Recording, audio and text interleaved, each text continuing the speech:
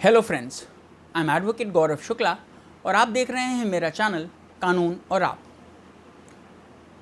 जब मैंने ये सीरीज़ शुरू की थी, चेक बाउंस के सीरीज़, तब मेरे पास बहुत ज़्यादा ओपिनियंस नहीं थे मेरे व्यूअर्स के।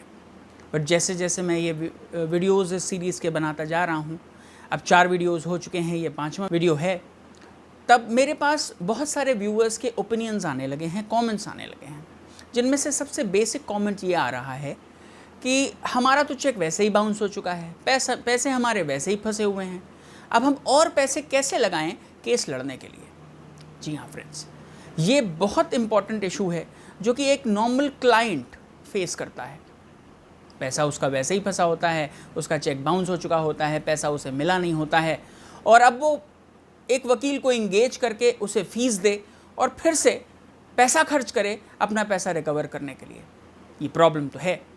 बट मैं जब इस तरह के इस कैटेगरी के केसेस करता हूँ तो मैं अपने क्लाइंट्स को इस तरीके से सजेशन देता हूँ, ऐसी काउंसलिंग करता हूँ कि उन्हें ऐसा लगता है कि उनका केस तो फ्री में लड़ा जा रहा है। उसको टेक्निकलिटी से और उसको किसी तरह फ्री बनाने की कोशिश मैं करता हूँ। अब ये क्या है, बस यही आज के वीडियो में मैं डिस्कस करना चाह रहा हूँ, तो अंत तक देखिएगा। बहुत इंपॉर्टेंट वीडियो है। मुझे पूरी तरीके से यकीन है कि ये वीडियो उन सभी लोगों को हेल्प करेगा जिनके मन में ये प्रॉब्लम चलती है कि पैसा पहले ही फंसा हुआ है, वकील को कहाँ से फीस दें। फ्रेंड्स, अभी तक मैं 4 वीडियोस बना चुका हूँ इस सीरीज़ का, जिसमें सबसे पहले हमने डिस्कस किया कि जब चेक बाउंस हो तब हम क्या करें, फिर हम लीगल नोटिस कैसे भिजवाएं, उसके बाद केस कैसे ड्राफ्ट करवाएं, केस में क्या कौन कौन से डॉक्यूमेंट्स लगाएं, कौन कौन से डॉक्यूमेंट्स ना लगाएं, किस तरीके से केस को ड्राफ्ट कराएं कि हमारा केस फुल प्रूफ बने और हमारा पैसा रिकवर हो पाए। और चौथा वीडियो मैंने बनाया था कि जब हम केस फाइल करें तो पहली डेट पर कैसा आर्ग्यूमेंट करें और कैसे हम कोर्ट को कन्विंस करें कि नहीं, हमारा केस बिल्कुल सच्चा है, इसे एडमिट करें और हमें पैसा हमारा दिलाएं। और भी प्रोसीडिंग्स हैं इस केस की, बट सबसे पहले चूँकि अब बहुत सारे कमेंट्स आए हैं तो मैं ये पॉइंट डिस्कस करना चाहता हूँ कि अगर आपको ऐसा लगता है कि पैसा आपका पहले ही फंसा हुआ है, अब आप कहाँ से पैसा इंतज़ाम करें केस लड़ने के लिए, क्योंकि आपके पास पैसा अगर नहीं है तो आपका पैसा क्या मर जाएगा? बिल्कुल नहीं, ऐसा बिल्कुल भी नहीं है। अगर आप एक अच्छा वकील करते हैं तो आपको ऐसी काउंसलिंग करता है, ऐसे तरीके बताता है कि आपको लगता है कि नहीं, आपके पास पैसा, केस लड़ने के लिए पैसा अवेलेबल है। जी, ये 4 जो स्टेजेस मैंने अभी तक डिस्कस करी हैं वीडियोस में, आप लिंक पर ऊपर आई बटन पर जाकर क्लिक कर सकते हैं, आपको पूरी प्लेलिस्ट में सारे वीडियोस मिल जाएंगे। नाउ अब हम आते हैं आज के टॉपिक पर। अगर आपको कुछ भी ऐसी प्रॉब्लम हो रही है, फाइनेंसेस की प्रॉब्लम है, तो आपका वकील जब केस को एडमिट करा ले, उसके बाद जैसे ही ऑपोजिट पार्टी समनिंग के बाद कोर्ट में अपीयर होकर बेल कराने जा रहा हो या बेल करा चुका हो, उसके तुरंत बाद आप खुद से भी, और अगर वकील नॉलेजेबल है तो उसे ये अपने क्लाइंट को बताना चाहिए कि सेक्शन 143A की एप्लीकेशन कोर्ट में फाइल कर हम कोर्ट से ये प्रेयर करते हैं कि जो भी हमारा चेक अमाउंट है उसका 20% amount as an interim compensation हमें अभी इसी समय दिलाया जाए ऑपोजिट पार्टी से।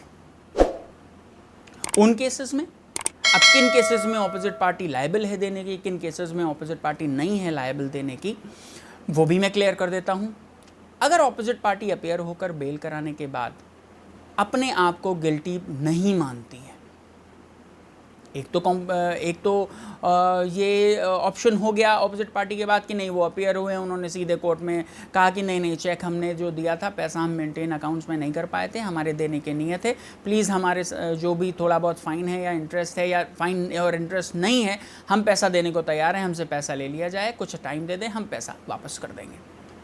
सेकेंड पॉइंट, अगर ऑपोजिट पार्टी ये कहती है कि नहीं, हम गिल्टी नहीं हैं, हमें पैसा देना, ऑपोजिट इनको जो कंप्लेनेंट हैं उनको पैसा नहीं देना था, ये चेक फर्जी था, या कोई भी किसी भी तरह का आरोप हमारे ऊपर लगाकर वो चेक के केस को हमारे डिनाई करते हैं, गिल्टी प्लीड नहीं करते हैं, उस केस में उनको 20% ये सुप्रीम कोर्ट का आदेश आ चुका है और अब तो एक्ट में भी अमेंडमेंट हो चुका है। सेक्शन 143A ये कहता है कि अगर कोर्ट से प्रेयर किया जाए तो कोर्ट 20% तक जो चेक का अमाउंट है वो कंप्लेनेंट को दिलाने के लिए ऑर्डर कर सकती हैं। अब लेट्स से एक एग्जांपल ले लेते हैं। जो चेक हमारा था वो 1 लाख का चेक था, बाउंस हो गया, हमने केस किया, ऑपोजिट पार्टी अपीयर हुई, उन्होंने बेल कराई, हमने 143A की एप्लीकेशन लगा दी और कोर्ट से ये कहा कि हमें एज एन एंटरिम कॉम्पनसेशन 20% दिलाया जाए। अब 1 लाख का 20% 20,000 होता है फ्रेंड्स। किसी भी केस को लड़ने के लिए ये फीस, अब ये तो वकील पर डिपेंड करता है कि वो कितने फीस लेते हैं, बट एक आम अगर 1 लाख का चेक है तो इससे ज़्यादा फीस कोई वकील नहीं लेता है। और अगर आपके पास 20,000 रुपये ऑपोजिट पार्टी ही आपको दे रहा है तो ऑब्वियसली आपकी जेब से कोई पैसा नहीं जा रहा है और ये तो कॉम्पनसेशन है। It's like a fine to opposite party because they are pleading not guilty, they are ready to contest the case with you.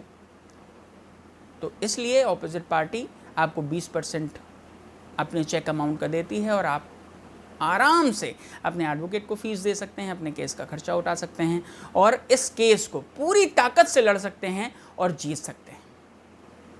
तो आपको इस तरह के केस जीतने में अगर आप 143A सेक्शन का सहायता लेकर कोर्ट में एप्लीकेशन लगाते हैं, आपके वकील लगाते हैं और इसमें ऑर्डर कराते हैं तो आपको कोई भी प्रॉब्लम मुकदमा लड़ने में नहीं आएगी फ्रेंड्स। आज का टॉपिक यही था। इस वीडियो के बाद और भी बहुत सारे टॉपिक्स हैं जो मेरे पास कमेंट्स में आए हैं, मैं उनको भी बना रहा हूं और इस वीडियो के बाद मैं अपलोड करूंगा। आप उसको भी, उन वीडियोस को भी देखकर जो जानकारी, जो महत्वपूर्ण जानकारी उन वीडियोस में है, बेनिफिटेड हो सकते हैं इस केस से भी रिलेटेड और अन्य केसेस से भी रिलेटेड।